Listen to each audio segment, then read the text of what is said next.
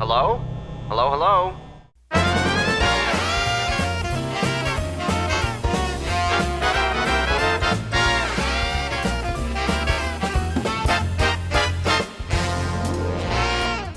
Five Nights at Freddy's is one of the largest, if not the largest horror franchise of all time. When this franchise launched back in 2014, it was a simple indie developer's last-ditch attempt at game development. Now it stands amongst other media giants and AAA titles, with a series of games, books, and a movie with another one coming soon. Somehow, this animatronic bear and his animatronic buddies have taken the world by storm. Something that has been talked about to death is the lore of this franchise. So many different content creators have thrown their hat in the ring and tried to define this series and its story, some even managing to make that their entire career. The funny part is that they're completely justified as well. This franchise and its lore make no sense. As is customary, I will be attempting to poorly explain the plot as well, but not before I get to the point of this video. Let's get back to that. What is the point of this video? When YouTubers talk about this franchise, it's almost always about the lore, or predictions for the next game, or jumping at the scary bear. In most of these videos, the origin of this franchise's popularity is a footnote, or isn't even mentioned at all. Well, not me. No, today, I'm not interested in the lore of this series, even though I have plenty of thoughts. But instead, I want to delve into the reason this series was so explosive and what it's done to the horror franchise today. We're going to start by analyzing the early history of this franchise on YouTube. After that, we'll go game by game and talk about the changes that were made to improve this series, as well as how that changed things in the horror genre. Then, we're going to look at the FNAF fan game genre. We'll also look at a few modern properties that wouldn't exist without the FNAF franchise. Finally, we'll wrap it up all in a nice neat little bow and get to the point. I'm Tomato, and today we're going to talk about how Five Nights at Freddy's changed the horror genre forever. The release of Five Nights at Freddy's and its subsequent explosion in popularity was simply a matter of right place, right time.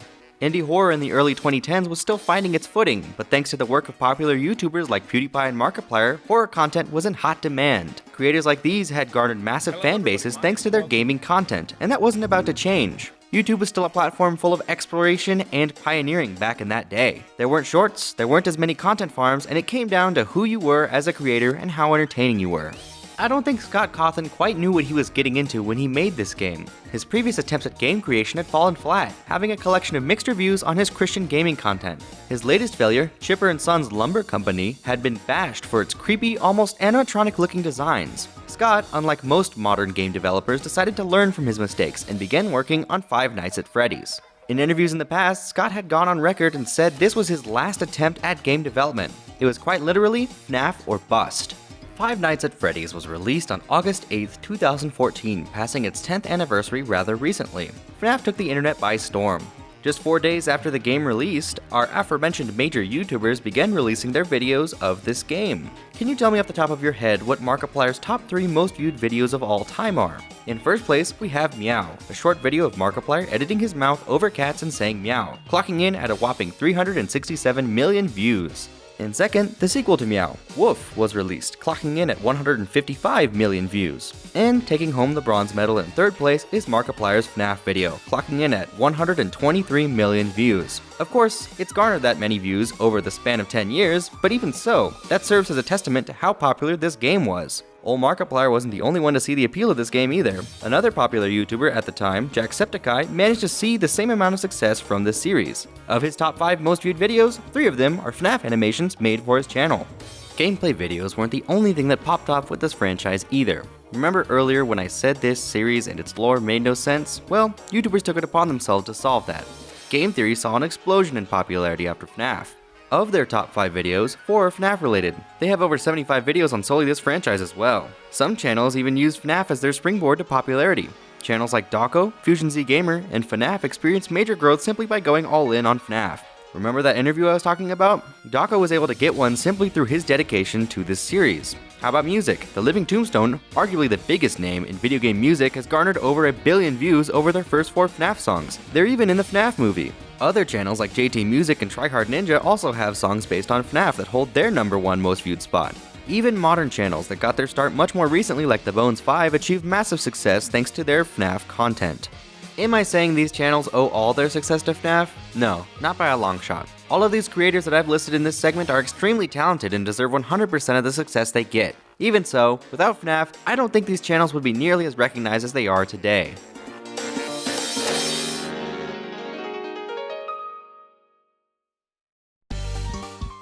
Five Nights at Freddy's doesn't owe all of its success to YouTube. There's something critical that this series does that hasn't been seen before from the horror genre. Upon FNAF's release, the indie horror scene hadn't really seen a lot in terms of exploration into the fear of animatronics. Technophobia has always, and will always, be something prevalent in the sci-fi and horror genre, but this isn't fear of future technology, but rather technology that already exists. Monsters and the occult were very popular before this game, but the uncanny valley wasn't quite something people had delved too deep into yet. The idea of animatronics behaving in a way that they aren't supposed to is already inherently scary, but the reason behind why they do what they do leaves the player even more horrified. The animatronics in this game aren't acting out because of some glitch in programming, but because they are possessed by the spirits of murdered children. That kind of dark twisted imagery is left off screen, forcing the player to imagine what kind of horrors lay outside the gameplay of this world. The first FNAF game also has a fantastic atmosphere that encapsulates a level of dread not typically seen in too many horror games. The background is a constant churning of sounds a building is probably not able to make. There is a constant buzzing of the lights that never seems to go away. A fan on the desk whirs away, adding another layer of noisiness to the office. And, to top it all off, the game likes to throw little sound effects your way to distract you from the threats lurking outside your office, like Foxy's humming or the carousel music. All of this is to say that FNAF has an excitingly horrifying atmosphere that keeps the player on their toes, especially in an unfamiliar horror environment such as this one. FNAF 2 evolves from the atmosphere of the first game. It's no longer about the threats that lurk in the dark, but rather the sheer volume of new threats you have to deal with now, and the lack of resources you have to deal with them. FNAF 2 removes the dread aspect and instead takes a different approach, inducing panic into the player. The nights this time ramp up rapidly in terms of difficulty, and it only takes one wrong move for everything to fall apart.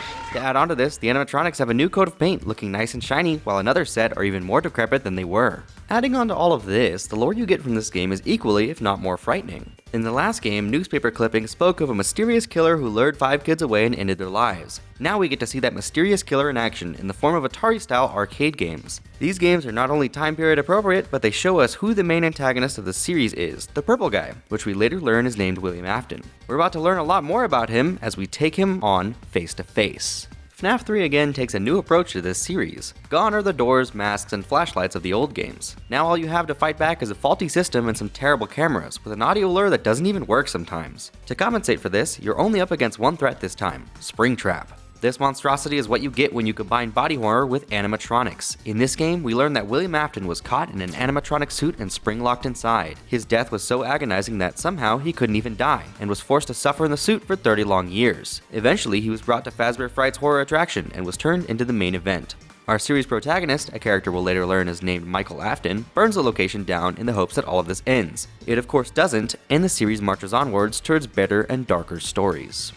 FNAF 3 is, in my opinion, not quite as scary as the first 2 entries. There is certainly a lot of good here, especially with Springtrap, but I feel this game loses points for its extra jump-scary nature. You only have one threat in this game, and everything else here just serves to get in your face and make you jump. The atmosphere doesn't quite reach FNAF 1 levels, and the panic factor just isn't as present here as it was in FNAF 2.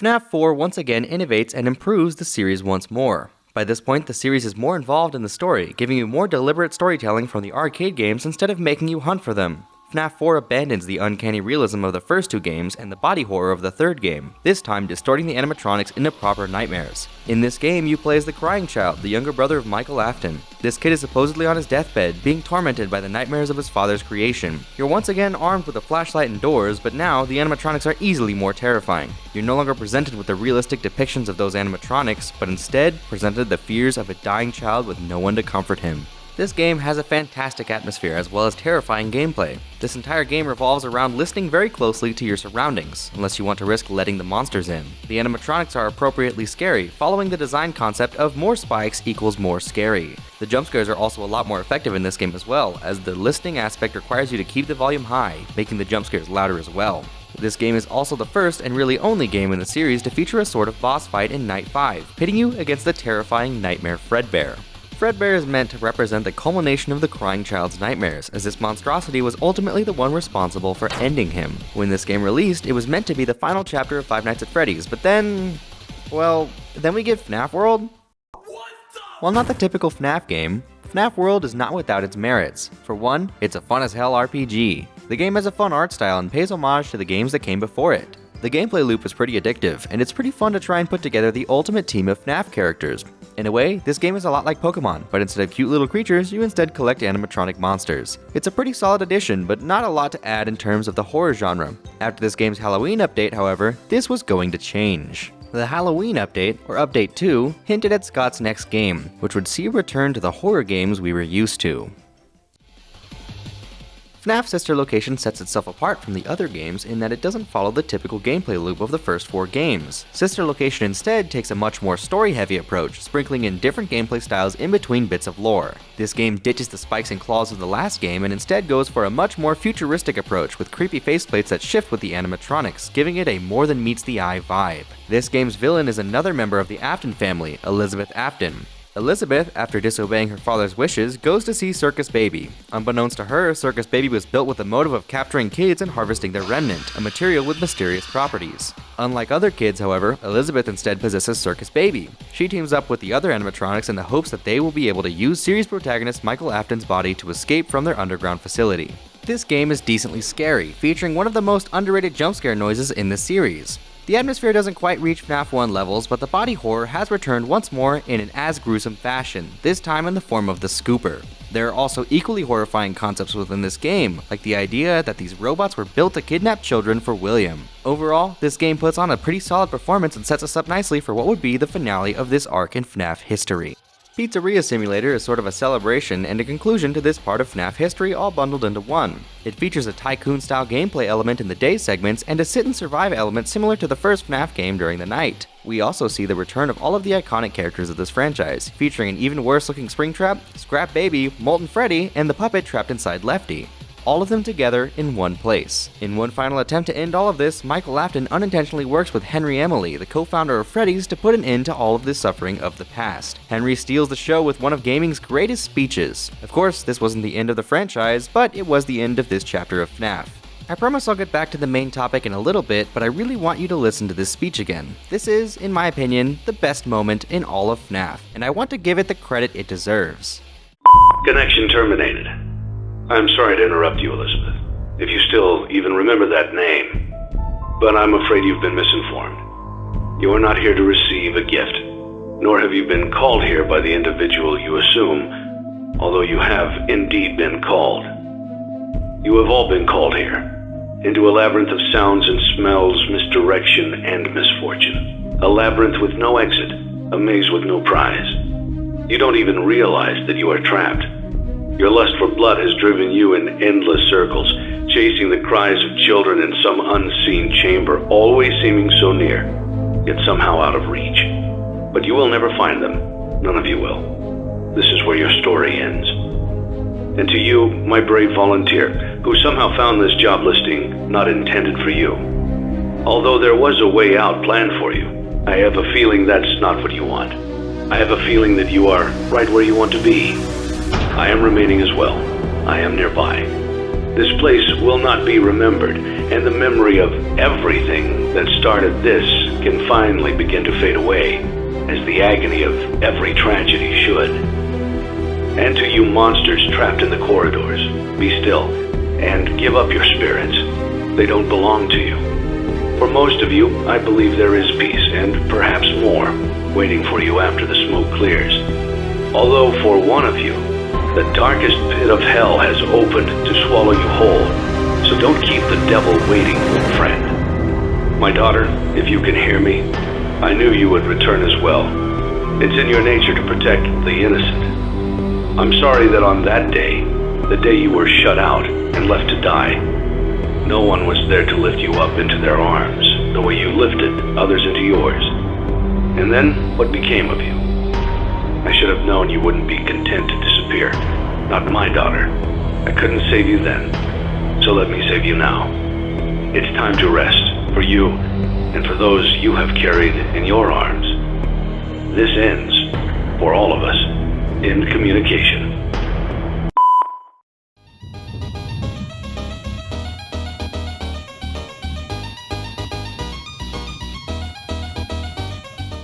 Now that we've taken an exhaustive look at the history of the franchise, let's look at what it did differently that changed up the way horror games are done today. Earlier I mentioned the sit and survive gameplay that Pizzeria Simulator has. Well, excluding Sister Location and FNAF World, all of these games abide by this concept. Up to this point, horror games really like having you explore and roam, but FNAF took the opposite approach. FNAF is also really big on resource management. While that isn't really anything new to games, FNAF makes it your lifeline. In FNAF 1, running out of power meant certain death.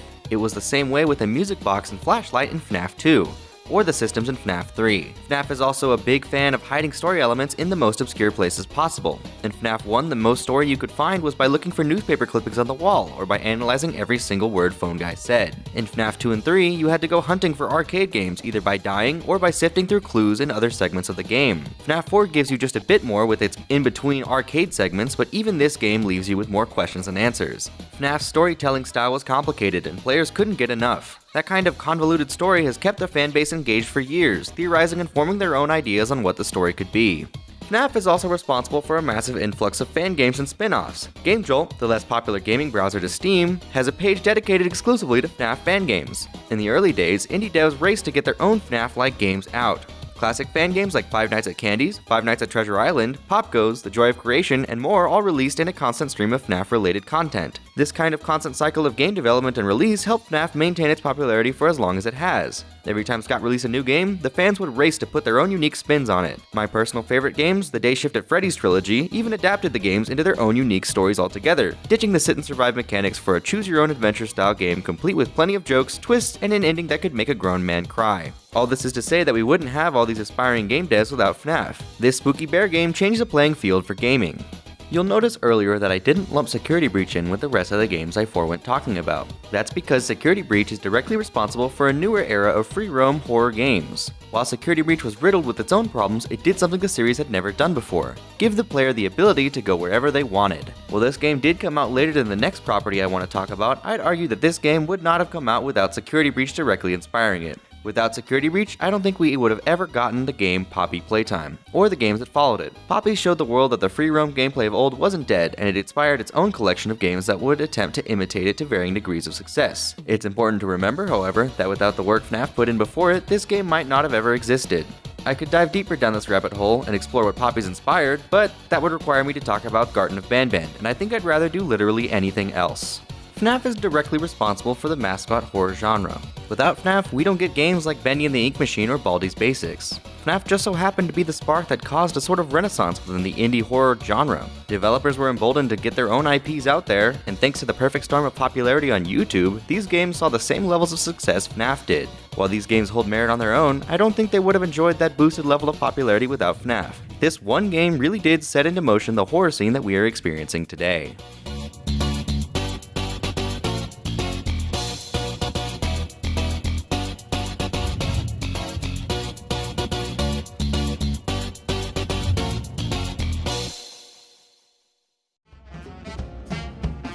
There is no denying that FNAF has been deeply influential in the horror landscape. The horror genre was shaken to its core when this game dropped. Games, movies, books, fan games, and more would not exist without this franchise. Scott Cawthon was able to achieve the impossible, going from his last-ditch effort in game development all the way to stardom, all thanks to one decision. Without this franchise, we might not have the stars we have today on YouTube.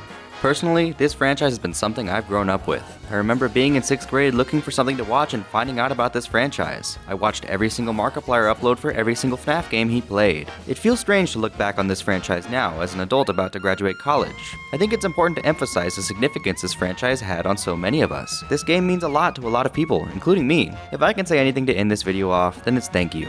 Thank you to everyone who stuck with me to the end of this video, thank you to everyone who's a fan of FNAF, and thank you to Scott. My childhood wouldn't have been the same without this franchise. I'm excited to see where this franchise is headed next, and I'm excited to see how much further Five Nights at Freddy's can change the horror genre forever.